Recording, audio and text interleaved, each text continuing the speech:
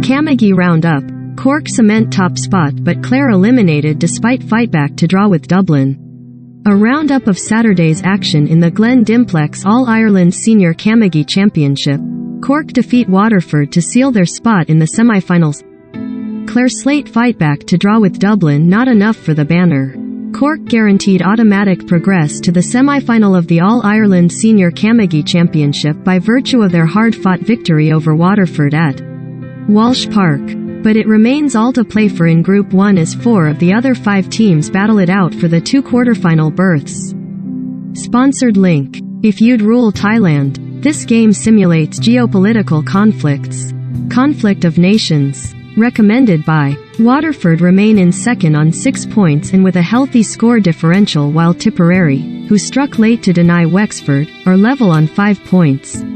With Dublin, who let a 5-point lead slip late on against Clare to leave Ennis with just a share of the spoils. With the teams having drawn in their previous clash, it is the fact that the Premiers have scored 3 more points that puts them ahead.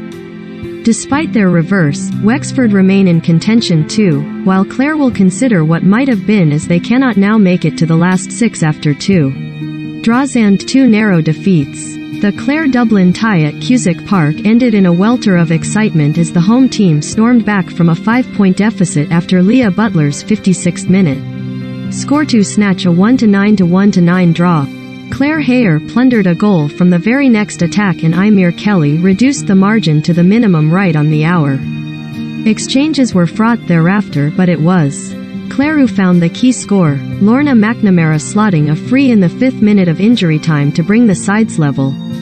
A brace of McNamara points gave Clare an early advantage, but a goal and 2 points from Aisling O'Neill put the Dubs 1-4-0-4 ahead at half-time. It was nip in tuck after the resumption, but when Butler arced one over after Issy Davies had done likewise, it looked like Adrian O'Sullivan's charges had done enough, but they had to settle for 1 point rather than 3.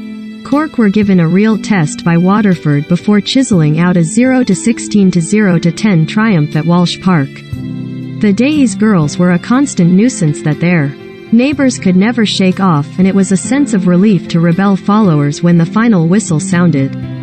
Waterford made their intentions clear with points from Niamh Rockett and the magnificent Beth Carton in the 2nd minute, but Cork settled in with Maid Murphy, Katrina Mackey, 2, Fiona Keating and Cleona Healy dispatching shots between the posts. It looked like Cork would pull away.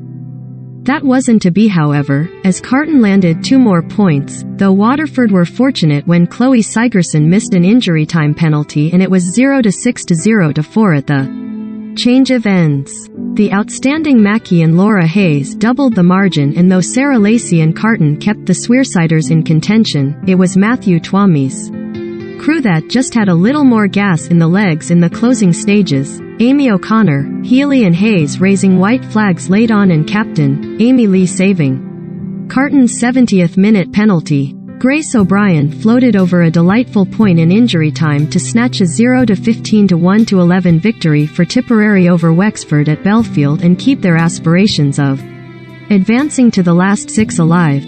Wexford started well and led thanks to a kicked goal by Joanne Dillon, who had gathered from Leah Walsh's delivery. Devane got tipped back into the game, with 5 points to push them in front for the first time at the end of the first quarter. Anais Curran was accurate from placed balls for Wexford, and with Sarah O'Connor and Dillon adding points, they looked like heading in at the break in front, but Tip finished strongly to make it 1-6-0-9. Friday put Tip ahead in the second half with her 2nd point, but it was the home team that made all the early running, their star operators Dillon and Sierra O'Connor contributing along with Curran and Sarah O'Connor as they shot 5 points in succession. This prompted a change of tactics by Bill Mullany and company, with the spare defender dropped in favor of pushing up player on player, and Devane brought out from full forward in a bid to get her more involved. It proved a masterstroke. With the omnipresent joint captain O'Brien in inspirational form, Tip chipped away with 5 scores on the trot. O'Brien hit the first, then came a Devane trio including 2 from play before O'Brien bagged the dramatic winner.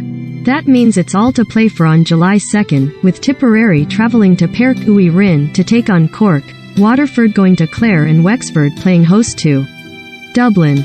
Remarkably, Waterford, Tipperary and Dublin could lose and qualify, but they could draw and not do so. Therefore, like Wexford, who have no other option but to win, they will be playing for all the marbles. It promises to be an enthralling conclusion to a competitive Group 1.